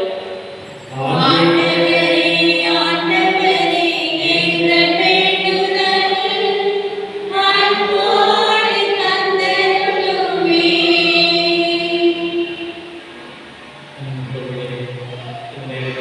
ஆண்டவருடைய விடுதலுக்காக நம்மிடையே கரம் வைப்போம். வலது கரத்தை தலைமையில் வைப்போம். நம்புகிறவருக்கு எல்லாம் நிகழப் போகிறது. நீ நம்புகிறது வீண் போகாது. நம்பிக்கையோடு ஆண்டவரை தேடி வந்திருக்கிறீர்கள். என்னுடைய நம்பிக்கைக்கு ஒரு பதில் கிடைக்கும் வந்திருக்கிறீர்கள். ஆண்டவர் இதோ உங்களை தொடுகிறார். உங்களை இந்த நேரத்தில் அவர் தன்னுடைய அன்பினால் அரவணைக்கிறார். மகளே மகனே, ஏன் இவ்வளவு சோர்வாயிருக்கிறார்? ஏன் இவ்வளவு பிழைப்பாக இருக்கிறார்? நான் உன்னோடு இருக்கிறேன் என்பதை மறந்துவிட்டார். நான் உனக்கு உதவி செய்வேன் என்பதை ஏன் மறந்துவிட்டார்? நான் உன்னோடு இருக்கிறேன் என்று சொல்லி ஆண்டவர் நேரத்தில் உங்களை தோடுகிறார். தலையில் வைத்திருப்பது இயேசுவின் கரம். இயேசுவின் கரம் உங்களை தொட்ட இந்த நேரத்தில் உடலுக்குள்ளே ஒரு புதிய ஆற்றல் கொடுக்கிறது. சோர்வாயிருந்தீர்கள், களைப்பாயிருந்தீர்கள், என்னடா வாழ்க்கையில் இருந்தீர்கள், கண்ணீர் வடித்தீர்கள், புலம்புகிறீர்கள். வாழ்க்கை நடந்த நிகழ்வெல்லாம் பார்க்கிற போது நம்பிக்கை இழந்து போய்விட்டீர்கள். இதோ இயேசு உங்களை தேற்ற, உங்களை ஆற்றுப்படுத்தவே இப்போது உங்கள் கை மீது கரம் வைத்து, உங்கள் தலை மீது கரம் வைத்து அவர் உங்களுக்காக ஆசை கொடுக்கிறார். இயேசு கொடுக்கிற இந்த ஆசை அப்படியே உணர வேண்டும். வராட்டில்லாமல் நம்பிக்கையோடு மன்றாடுகிறதை பெற்றுக் கொள்கிறார். நம்பிக்கையோடு எனக்கு இந்த நேரத்தில் இயேசு உதவி செய்ய வந்திருக்கிறார், என் வாழ்வுக்கு இயேசு உதவி செய்ய வந்திருக்கிறார் என்று நம்பிக்கையோடு இந்த வழிபாட்டில் பங்கெடுக்கிறேன். இதோ உங்களுக்கு உதவி செய்யவே வந்திருக்கிறார், உங்களை ஆதரப்படுத்தவே வந்திருக்கிறார், இயேசு உங்களை பலப்படுத்தி வந்திருக்கிறார். பலவீனமாய் போனீர்கள், வாழ்க்கை நடந்த நிகழ்வுகளால், குடும்பத்தில் ஏற்பட்ட பிரச்சனைகளால் உங்கள் உடல் பலவீனமாகிவிட்டது, மனம் பலவீனமாகிவிட்டது.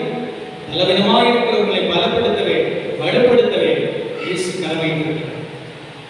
அப்படியே உடலுக்குள்ளே ஆற்றல் வருகிற உணர்வு இயேசுவின் தெய்வீக கரம் உங்களுக்குள்ளே ஊடுருவில் பார்வதை உணர்வு.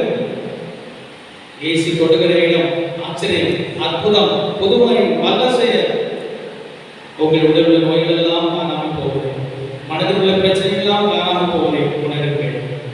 நான் உங்களோடு இருக்கிறேன் என்கிறார், உதவி செய்கிறேன். இயேசு வந்ததற்காக நன்றி சொல்லுங்கள். பாவியாக என் மீது உங்களுடைய பரிசுத்த கரம் பட்டதற்காக நன்றின்னு சொல்லுங்கள். வேதனையோடு இருந்து எனக்கு உங்களுடைய ஆசீர்வாதமான கரத்தை வைத்து எனக்கு ஆசை கொடுத்தேன், நன்றி என்று சொல்லுங்கள். தொடர்ந்து இயேசுவே என்னை வழிநடத்தும், இயேசுவே வாழ்வுக்குள்ளே வாழும், எனக்கு உதவி செய்து வந்தாடுங்கள். அவர் அரணாக கோட்டையாக இருப்பார், கற்பாறையாக இருப்பார், மலையாக இருப்பார். எனவே நாம் அசைக்க முடியாத அளவு மாறிவிடுவோம். இயேசுவே தைரியமானவர், நன்றி.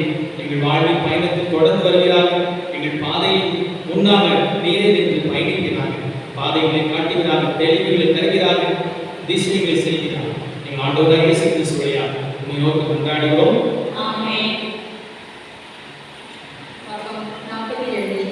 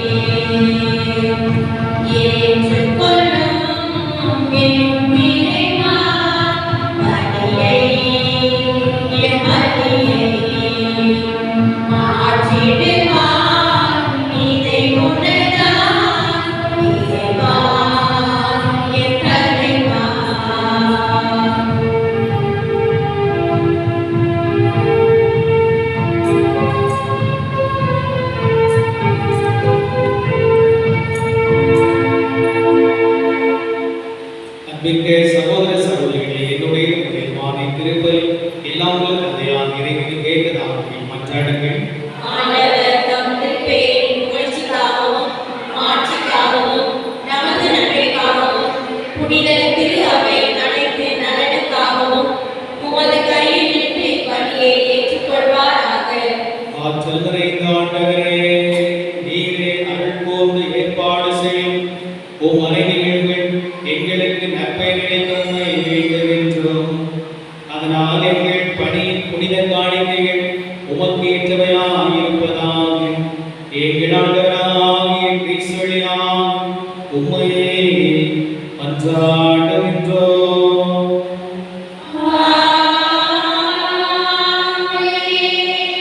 ஆண்டவரிடம்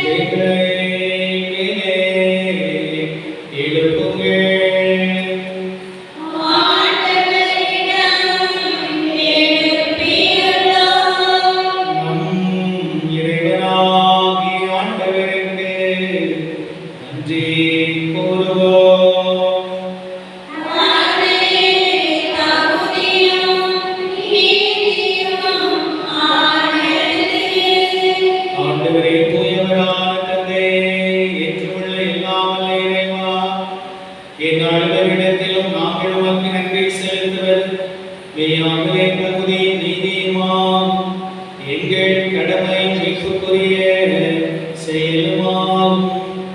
ஏனெனில் எங்களுக்கு மீட்பரை அனுப்பும் அளவு உலகின் மீது பரிமன்பு கொண்டே அவர் பாவம் தவிர மற்ற அனைத்திலும் எங்களை போல எனக்கு திருமணம் கொண்டே இவ்வாறு நீரும் திருமகனிடம் செலுத்தி அன்பு எங்கள் மீதும் செலுத்தினே.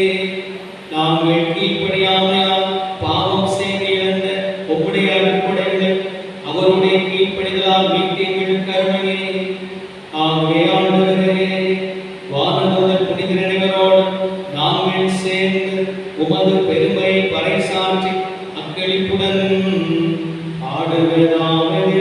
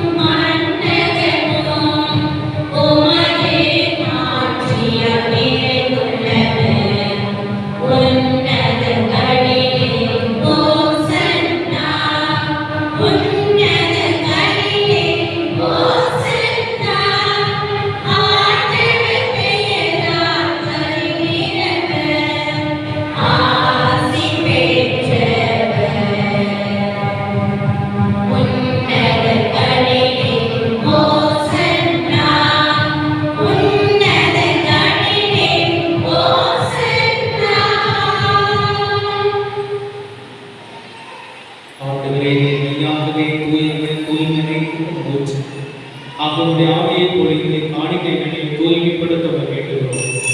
இவ்வாறு எங்கள் ஆண்டவர் இயேசு கிறிஸ்துவின் உடலும் இரத்தமுமாக எங்களிடத்திலே மாறுகிறோம். அவர் பாடுபட உலகணிந்து தம்மை கையெழுந்த போது அப்பத்தை எடுத்து நன்றி செலுத்தி அதை விட்டு தம் சீடர்களுக்கு அழைத்து கூறியதாகும். அனைவரும் இதிலிருந்து பெற்று உண்ணுங்கள், ஏனெனில் உங்களுக்காக கையளிக்கப்படும் என் உடல்.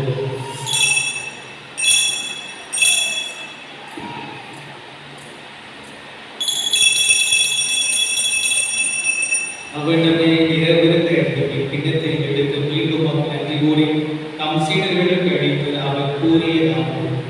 அனைவரும் இதிலிருந்து பெற்று பருகுங்கள், ஏனெனில் என் புதிய நிலையான உடன்படிக்கைக்குரிய என் இரத்தத்தின் கிண்ணம். இது பாவ மன்னிப்புக்கென்று உங்களுக்காக பலருக்காக சிந்தப்படும். இது என் நினைவாக செய்யுங்கள்.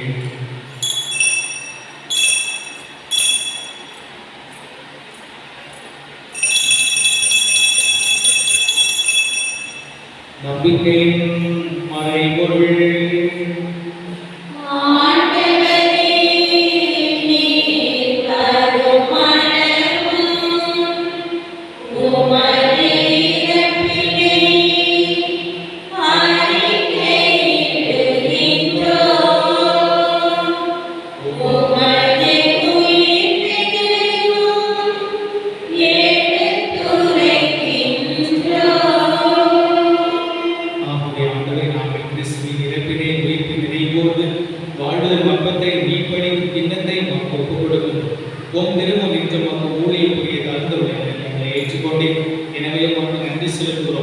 மேலும் கிறிஸ்துவின் உடலிலும் இரத்தத்திலும் பங்கு கொள்ள வேண்டும். தூய ஆவியார் ஒன்று சேர்க்க வேண்டும். உம்மை தாழ்மையை மன்றாடுகிறோம். ஆண்டவரே, உலகிற்கு பதவியேற்கும் திரு அவை நினைவுகூர்ந்து எங்கள் திருத்தந்தை பிரான்சிஸ், ஆயர் ஸ்டீபன், எல்லா திருநிலையர் ஆகிய அனைவரோடும் உமது திரு அவை அன்பில் நிறைவேறச் செய்கிறது. மேலும் உயிர்கள் நிர்ணோக்கள் துயில் கொள்ளும் எங்கள் சகோதர சகோதரிகளை இறந்தோர் அனைவரையும் இரக்கத்தோடு நினைவுகூர்ந்து உமது திருமுக ஒளியை ஏற்றது. எங்கள் அனைவருக்கும் இரக்கமாய் கடவுளை கண்ணித்தாய் எங்கள் பாதுகாப்பை அள்ளித்தரும் அதிசய ஆரோக்கியனை எங்கள் அற்புத கவியின் அரசி தூய லூர்தனை அவருடைய கணவரான யோசேப்பு, எங்கள் இணை பாதுகாப்பு தூய அந்தோனியார், சிறப்பு பாதுகாப்பு தூய செபஸ்தியார், புனித திருத்தோர்கள், இவ்வுலகில் மக்கள் உதவராக இருந்தோம் ஆகிய புனிதர் அனைவரோடும் நாம் நிலைவாழ பங்கு தகுதி பெற்று உம் திருமகன் இயேசு கிறிஸ்து வழியாக உம்மை புகழ்ந்தேத்து வரவாழ்க உம்மை மன்றாடுகிறோம்.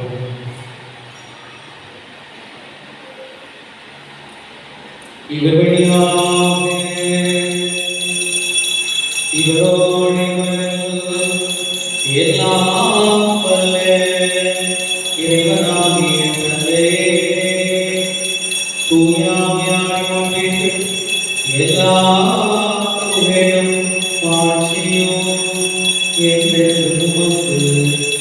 தூயதே.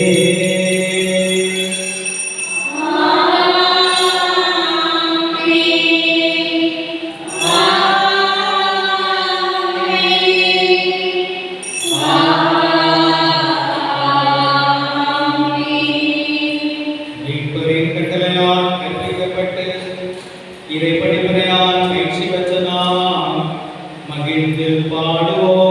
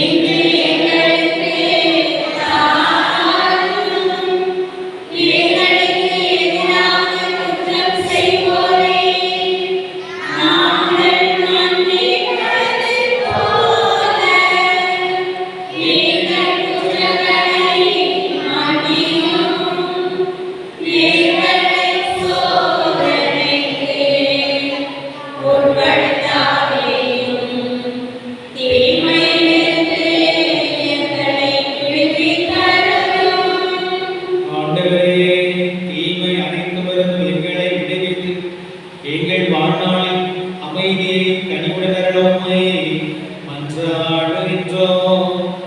உமது இரக்கத்தின் உதவியால் நாங்கள் பாவத்திலிருந்து எப்போதும் விடுதலை பெற்று யாதொரு கலக்கமின்றி நலமாக இருப்போமாக.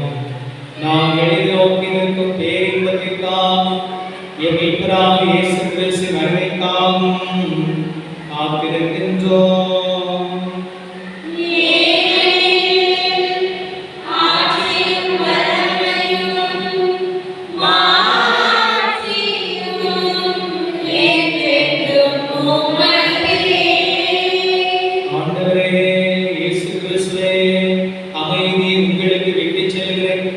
என் அமைதியை உங்களுக்கு அளிக்கிறேன் என்று திருத்தொழிலுக்கு மொழிந்தீரே.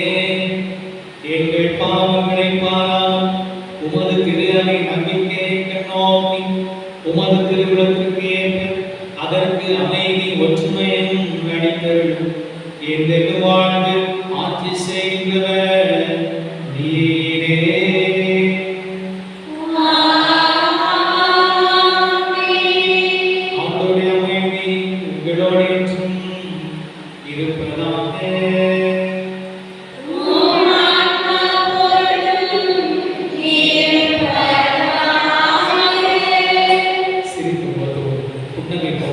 ஒருவருக்குள் அமைதி சமாதானத்தை அறிவித்து மகிழ்வோம்.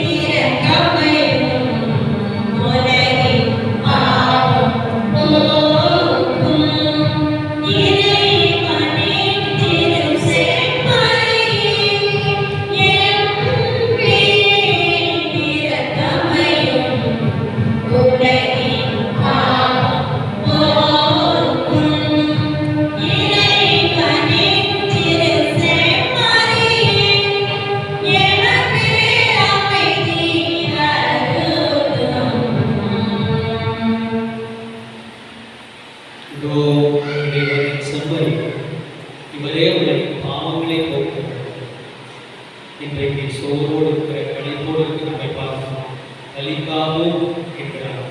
மகளே எழுந்திடு, மகனே எழுந்திடு, உன்னுடைய சோர்விலிருந்து எழுந்திடு, அவர் நம்பிக்கையில் எழுந்திடு, பாவத்திலிருந்து எழுந்திடு, தவறிலிருந்து எழுந்திடு. இதோ உன்னை நான் உயர்த்த போகிறேன், எழுந்திடு, எழுந்து பிரகாசி, எழுந்து ஒளி வீசு என்று அழைக்கிறார். ஆண்டவர் எழுப்ப சொல்லுகிறார், எழுந்து நடக்க சொல்லுகிறார். பாவத்திலிருந்து தவறிலிருந்து நம்முடைய கலைப்பிலிருந்து அவநம்பிக்கைக்கு எழுப்ப சொல்லுகிறார். எழுந்திருப்போம். நம்மை எழுப்புகிற எல்லா விதமான புதுமைகளையும் செய்கிற இந்த புதுமை விருந்து கிடைக்கப்பட்ட நாம் அனைவரும் ஏறி வச்சோம். ஆண்டவரே, நீர் என்னிடத்தில் எழுந்தருள நான் தகுதியற்றவள். ஆனால் ஒரு வார்த்தை மட்டும் சொல்லியிருந்தும் எனது ஆன்மா நலமடையும்.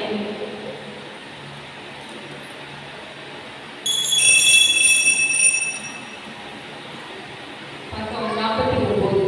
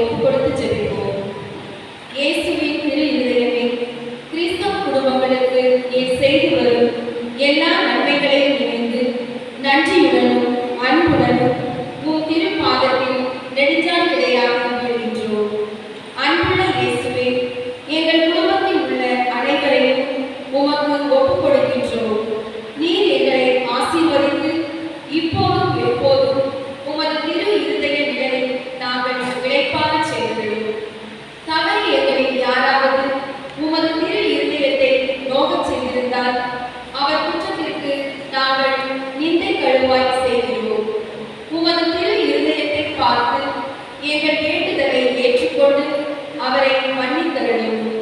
மேலும் உலகில் உள்ள எல்லா குடும்பங்களுக்காகவும் உம்மை மன்றாடுகின்றோம். பலவீனர்களுக்கு பலமும், வயோதிகர்களுக்கு ஊற்றுகோலும், விதவைகளுக்கு ஆதரவும், அனாதை பிள்ளைகளுக்கு தஞ்சமுமாய் இருக்க கையை பிடித்தருளும். ஒவ்வொரு வீட்டிலும் நோயாளிகள், சாகும் வேளையில் இருப்போரை தலைமாட்டி நீர்தாமே விழித்து காத்திருப்பீராக.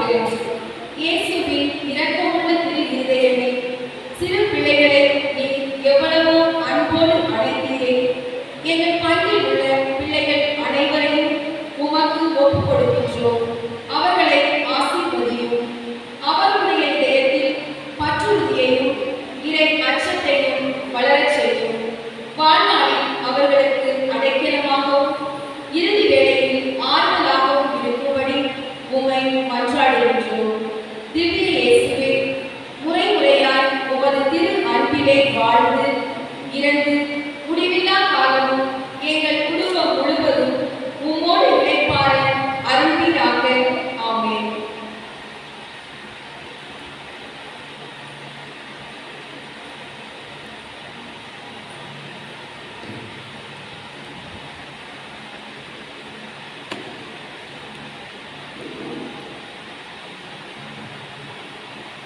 நன்றி மன்றாடி. ஆண்டவரே, உம்மை ஏத்தி புகழ்வோம். ஏனெனில் நீரே எங்களை கைதூக்கி விட்டீர். எங்களைக் கண்டு பகைவர் மகிழ விடவில்லை.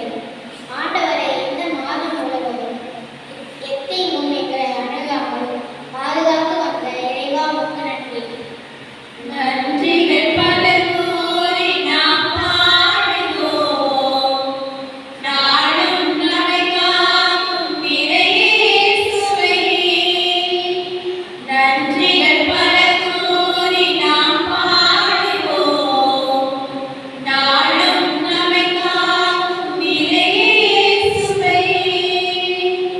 இறை அன்பரை ஆண்டவரை புகழ்ந்து பாடுங்கள். தூயவராம் அவரை நினைந்து நன்றி கூறுங்கள். ஆண்டவரே, எங்கள் அன்றாட உணவாம் கல்வாரி பலியும் அதன் மூலம் திரு உடலும் திரு ரத்தமும் எங்களுக்கு அனுதினமும் வழங்கி வரும் இறைவா உமக்கு நன்றி. நன்றிகள் பல கூறி நாம் பாடுவோம். நாளும் நம்மை காக்கும் இறையேசுவே. ஆண்டவரே, எங்களுக்கு செவிசாய்த்து எங்கள் மீது இறங்கி எங்களுக்கு துணையாய் இருந்து வரும் இறைவா, எங்களை ஆன்மீக வழிநடத்தி செல்ல நல்ல அருட்தந்தை அருட்சகோதரிகளை எங்களுக்கு கொடையாக தந்த இறைவா உமக்கு என்றென்று நன்றி. நன்றிகள் பல கூறி நாம் பாடுவோம். நாளும் நம்மை காக்கும் இறையேசுவே. நன்றிகள் பல கூறி நாம் பாடுவோம். நாளும் நம்மை காக்கும் இறையேசுவே. இப்பொழுதை வைத்து அனைவரை வைப்பது ஒரு போட்டி வைத்திருந்தேன். நான் சொல்ல புதிய பகுதியை எழுத வேண்டும் என்று சொல்லியிருந்தேன். அழகாக அருமையாக 5 பங்கெடுத்துள்ளார்கள். மிக சிறப்பாக இல்லை. மொத்தம் 17 இணை வசதிகளை நான் சொல்லியிருக்கிறேன். நாம் இந்த 17 அந்த பகுதிகள் அதற்கான பணி அதையும் சிறப்பாக இருக்கிறார்கள். ஒரு இடத்துல நான் திருப்பூர் பணிகள் என்று சொல்வதற்காக எப்படி சொன்னேன். அதையும் அவர்களுக்கு இடமாக இருக்கிறார்கள். ஆகவே மிக சிறப்பாக குறித்த நேரத்தில் அதை பாராட்டுவோம். பரிசோடாக அந்த அண்ணா இல்லத்திலே தலைமை அருட்சோதரி ஆலிஸ் அவர்களை அப்போது அழைக்கிறோம். அருட்சோதரி எப்போ வராங்களோ பரிசு கொடுப்போம். கைவிட்டு அவர்களை அன்போடு வரவேற்கிறோம்.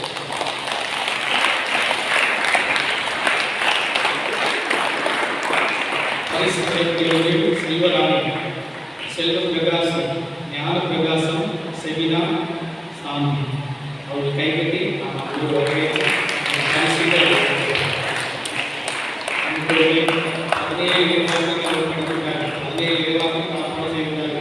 இறைவார்த்தை எழுதுகின்ற ஒரு சவால். அந்த சவாலை எழுதி நமக்கு எடுத்துக்காட்டாக இருக்கிறார்கள். அவர்களுக்கு நாம் பரிசை கொடுத்து பாராட்ட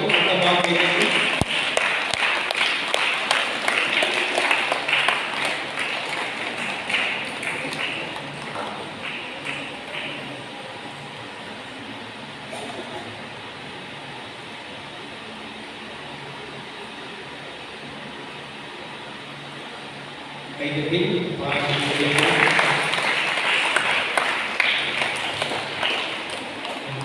சோதனைகளுக்கும் நன்றிகளை சிறப்பாக மீண்டோரை கைதட்டி சிறப்பாக நினைத்துக் கொள்கிறேன். 30/6/2024 பொதுக்கால 13 இந்த வாரம் முழுவதும் மிக அருமையாக புனித ஊர் தன்னை மக்கள் சிறப்பு செய்திருக்கிறார்கள். நம்முடைய வார நாட்களும் சரி, ஞாயிற்றுக்கிழமையும் சரி, 2 பேர் கண்டிப்பாக பார்த்துருவார்கள். அவங்களை எவ்வளவு தூரமாக இருக்காங்க, எவ்வளவு தூரமாக இருக்காங்க. முதல் வருஷம் ஒரு 11 பாடல் இருப்பாங்க. அவங்க இந்த வாரத்தை கொண்டாடுகிற 2 வாசங்கள் நாளை இருந்தாலும் அவங்க அழகாக வந்துருவாங்க. அவங்க தந்தையோடு நிறைய வாசகத்தை கேட்பார்கள். எல்லாருமே சிறப்பாக அவங்க பார்த்துட்டுனா நான் வர முன்னாடி பழகிட்டு போது நான் பார்த்துருக்கேன். நிறைய மொழிகள் செய்கிறீர்கள், அந்த அவர்கள் சிறப்பாக செய்ய நான் பார்த்துருக்கிறேன். அவங்க 2 பேர் ஒரு நாளைக்கு 2 பேர் போட்டிருக்காங்க. 2 பேர் கண்டிப்பாக ஆண்டோர் சந்திப்பாங்க. ஆண்டோர் ஏமாற்ற மாட்டாங்க. இந்த இடத்துல பேர் வாசகத்தை ஆண்டோர் ஏமாற்ற மாட்டாங்க. உனக்கு அழகான வந்து வாசிப்பார்கள். அவர் சுத்தம் செய்ய கூட இன்றைக்கு எல்லாருக்கும் சுத்தம் செய்து போவாங்க. இங்கிருந்து வர போகிறீங்களா? அவங்க எதிர்க்க நேரம் இருக்கணும். 4 மணிக்கு ப்ளீஸ் 4 மணிக்கு நீங்கள் எத்தனை மணிக்கு போகணும்? 5 மணிக்கு 5 மணி எழுச்சி அவ்வளோ முன்னோக்கி முன்னோக்கி எழுச்சி அவ்வளோக்குள்ள ரிஸ்க் எடுத்து வருவதெல்லாம் 2 நாள் ஒரு நாள் போகிறது கண்டிப்பாக வாங்குவாங்க. நீங்கள் தான் சாதாரணமாக வாங்க கடவுளை கேள்வி. ஆனால் அவங்க அப்படி கிடையாது, கரெக்டாக வந்துடுவாங்க. யாரும் ஒரு நாள் அதெல்லாம் முன்னே தெரிஞ்சுவாங்கனால் நல்லதான் ஃபோன் பண்ணி கேட்டு நீங்கள் கோவையாக கேட்பாங்க. கோவட்டா பார்த்துக்குவாங்க. அது அவதான் போகலாம் இருக்கட்டும் அப்படின்னு கரெக்டாக அழகாக வாசிப்பாங்க. 2 பேர் கண்டிப்பாக எல்லாமே இருப்பாங்க. ஆகவே புனித ஊதனை நம்முடைய கைக்கு பாராட்டு புனித குழந்தை சந்திக்கு திங்கள் மலர் தேவி, செவ்வாய் கீதா நிரோசி, புதன் நிபதா ரியா, வியாழன் உன்னாசிரமா மலையரசி, வெள்ளி மலையரசி நிதரசி, சனி எஃப்சி ஆல்பு, ஞாயிறு அமலன் தேசி. அன்புக்குள்ளே மறைக்கிற வகுப்புகள் இந்த பிள்ளைகளின் வாழ்க்கையில் கிடைக்கின்றன. இன்றைக்கு காலை உணவு வழங்கக்கூடியவர்கள் தங்களுடைய 25வது வருடத்திலும் நாளை கொண்டாடுகிற திரு செபஸ்தியான், திரு சகாய அமுதா திருப்பதி, சகாய அமுதா தம்பதிகள் இந்த 25வது திருநாளை கொண்டாடுகிற நாளைக்கு அவர்கள் தொடக்கம். அவங்களே மிக சிறப்பான நாங்கள் இந்த பிள்ளைகளுக்கு நாளை உணவு கொடுக்கிறார்கள். அவங்க கைதட்டி பாராட்டுகளை வாழ்க்கையை சிறப்பாக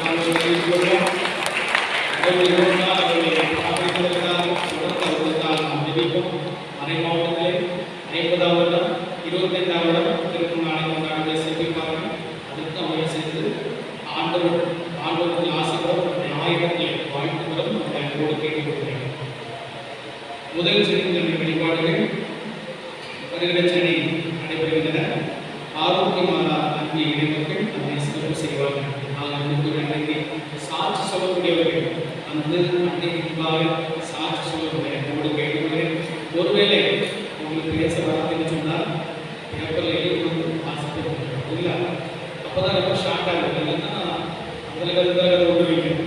நீங்கள் ஒரு பேப்பரில் எழுதி வாசிப்போம் இல்லை, உங்களுக்கு பேப்பரில் வாசிக்க முடியாது. நீங்கள் வந்து என்ன போகிறோம், உங்கள் பேர பேப்பர் வந்து அவங்க வாசிக்கணும். எவ்வளோ வழிகளில் நம்ம அன்னை செய்வதற்கு சொல்லலாம், எவ்வளோ நிறைய இருக்குது. அப்போ அதை சொல்வது என்பது முக்கியமானது. நம்ம சாட்சி சொல்லணும். வருகிற முதல் செடிகளிலே சாட்சி சொல்லக்கூடியவர்கள் இந்த முதலே பேரை சொல்ல கேட்டுக்கொள்கிறேன். அன்றைக்குள்ள இயேசுவின் திருவிழா பக்தியின் மிக சிறப்பாக நாம் கடைபிடித்தோம். அதற்காக பெரியவர்கள் குடும்பமானவர்கள் அழகாக வந்து இயேசுவின் சிவப்புனாலிருந்து இயேசுவின் நிலைமையை சொல்லி நாம் அஞ்சாடி எல்லாம் ஆண்டவர் கேட்டார், புதுமையை செய்தார். நாங்கள் ஜூன் மாதம் 9 மாதம் ஒரு சில நாட்களில் 3 எல்லாம் போட வேண்டியதாக நேற்று 3 பேர் போட்டேன், இன்றைக்கு 3 பேர் போட வேண்டும். அது அவ்வளவு நிறைய எல்லா மக்களும் சிறப்பாக பங்கெடுத்தீர்கள். அனைவரும் கைத்தட்டி பாராட்டுகள் வாழ்த்துக்களை சிறப்பாக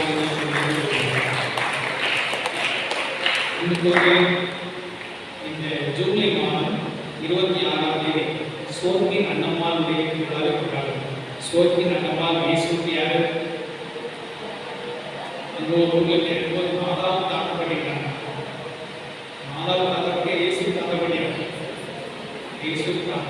ஆகவே ஜூலை 26ஆம் தேதி சிறப்பாக கத்தோலிக்க கிறிஸ்துவ கொண்டாடுகிறோம். இளம்பெண் என்ன செய்கிறது? இந்த மாதம் முழுவதுமே தாத்தா பாட்டிகள் தினமாக கொண்டாடுகிறோம். ஆகவே என்ன செய்கிறோம்? ஒவ்வொரு நாளும் ஒரு தாத்தா பாட்டி, ஒரு தாத்தா பாட்டி சேர்ந்துருந்தாங்க. அவங்க ஃபோட்டோ எடுத்து நம்ம ஸ்டேட்டஸில் வச்சு அவங்களுக்கு ஜெபிக்கணும். அவங்க பேர், அவங்களுடைய ஊர் எல்லாரும் வருவாங்க, எல்லா மக்களும் பங்கெடுப்பாங்க, எல்லாரும் பார்க்கணும். தாத்தா பாட்டிகள் அதிகமாக இருக்கிறாங்க. ஆகவே சிறப்பான ஒரு தருணம். பேர், பிறந்த தேதி, கல்யாண தேதி, நீங்கள் என்ன அறிவுரை சொல்றீங்க? இதே கேடு நீங்கள் சொல்றது அவங்க படத்துக்கு கீழே எழுதிப்போம். நீங்கள் ஜபத்துக்கு போதிவாங்க. இளம் தலைமுறை சின்ன பிள்ளைகள் நீங்கள் என்ன சொல்ல போறீங்க? இதெல்லாம் முடிஞ்சு 31 நாள் 31 நாட்கள் வந்துடும். 26ஆம் தேதி 31 போகும். 26ஆம் தேதி ஜூலை 26ஆம் தேதி வெளியில் வரும். மாலையில் எல்லாரும் தாத்தாப்பட்டையும் கொண்டு வரணும். ஆல் தாத்தாப்பாட்ஸ் coming here we are celebrating. இங்கே வந்து ஒரு பெரிய கிராண்ட் மாஸ். சில பேர் தாத்தாப்பாட்டி கிட்டே வந்து தெரியாது. பாட்டி கிராமங்களா அவங்க பாட்டி பேர் ஸ்டாலின் பாட்டி தான் சொல்லி போயிருந்தாங்க. அன்னைக்கு யூரோப்பியன் கிடையாது அவங்க பேர். அவங்க பாருங்க அப்படியே அமைதியாக இருப்பாங்க. நான் போனால் ரொம்ப சந்தோஷமாயிருவாங்க. நான் பக்கத்தில் தான் நல்லா சிரிப்பாங்க. ஒரு நாள் ஒரு ப்ரோக்ராம் போயிட்டு அவங்க அப்படியே ஒரு சொல்ல மாதம் வருது. அப்புறம் நிறைய தாத்தா போயிருக்காங்க. நமக்கு வேலையே தெரியாது. எல்லாம் எப்படி போயிருக்கீங்க? பாட்டி தாத்தா போயிடுது. அப்போ அந்த தாத்தா பட்டியெல்லாம் செலக்ட் பண்ணி உங்களுக்கு ஜெபிக்க போகிறோம். அந்த 26ஆம் தேதி தாத்தா பாட்டிலாம் இங்கே வந்து ஜோராக இருக்கேன். அவங்க தான் திருப்பி கொண்டாடி முறைகள் மாசம் மாதம் அவங்க ஒரு பரிசு கொடுத்து அவங்களுக்கு உணவு கொடுக்கணும். அவங்க எல்லாத்துக்கும் ஒரு சாப்பாடு, சுவையான சாப்பாடு கொடுக்கணும். இதையெல்லாம் இளவரசியாக கொண்டாடுறது. நீங்கள் உங்கள் தாத்தா பாட்டி நல்ல ஒரு ஃபோனில் ஃபோட்டோ எடுத்து பெயர், பிறந்த தேதி வருவதில்ல. நம்ம 1996 நினைக்கிறேன். போட்ட நீங்களும் பிறந்த தேதி 1996 இருக்கு நினைக்கிறேன். கல்யாண பெயர் குறிப்பிட்ட தோராயமாக சொன்னாங்களா அது போடணும். அதன் பிறகு என்ன சொல்ல அறிவுரை என்ன சொல்றாங்க? அவங்க என்ன பிள்ளைகளுக்கு என்ன அறிவுரை சொல்லுவாங்க? அதையே எடுத்து சிறப்பாக நீங்கள் போடணும். அப்போ அதை சிறப்பாக நீங்கள் சொல்லுவது அருமை. உங்களுக்கு யாரும் புரியல பரவாயில்ல கேட்குறீங்க. பரவாயில்ல என்ன சொல்லி கேட்குறீங்க. சரிங்களா? நீங்கள் தான் தாத்தா பாட்டி போட்டோ எடுத்து அனுப்பணும். நல்ல ஒரு பேரண்ட் எடுத்து அனுப்பணும். அது சிறப்பாக நல்ல பாடிட்டு மேலே சொல்லி சாங்ஸ் போட்டெல்லாம் கொடுத்து செஞ்சுக்கணும். அனுப்பி போட்டோ தெரியும். அதெல்லாம் ரொம்ப சிறப்பாக பண்ணி தாத்தா பாட்டி அவ்வளோ இருக்கா. இந்த மாதத்தில் எல்லாம் ஒரு ரூபாய் கொடுத்து முடிஞ்சு இந்த மாதத்தில் அவங்க கொடுத்துருவோம். அவங்களுடைய ஆற்றலாம் பிறப்போம். அவங்களுக்கு ஜெயிக்க போகும். அதை சிறப்பாக செய்யும். 26ஆம் தேதி ஜூலை 26ஆம் தேதி எல்லாம் தாத்தா பாட்டி வந்து அவங்களுக்கு சேர் போட்டு முன்னாடி வச்சு அவங்க கௌரவப்படுத்தும். நாம் சிறப்பாக செய்வோம். ஆக இது உங்கள் தாத்தா பாட்டியை கௌரவப்படுத்தும். உங்கள் தாத்தா பாட்டியை தெரிவிக்கும். நம்முடைய தாத்தா பாட்டியை கௌரவப்படுத்தும். நம்முடைய தாத்தா பாட்டியை தெரிவிக்கும். நன்றி கூறி மன்றாடுவோமாக.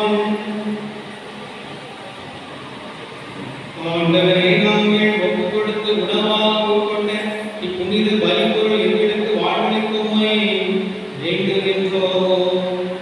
இவ்வாறு நாங்கள் முடிவெல்லாம் ஆக்கினால் உம்முடன் ஒன்றிணைக்கப்பட்டு எங்கும் நிலைத்திருக்கும் கணிதர அருளினால் எங்கள் ஆண்டவராகிய கிறிஸ்து வழியாய் உம்மை மன்றாடுகின்றோம்.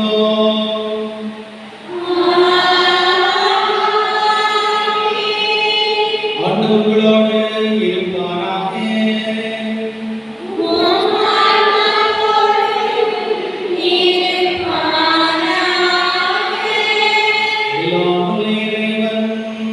தந்தை மகன் தூய ஆவியார் நம்மை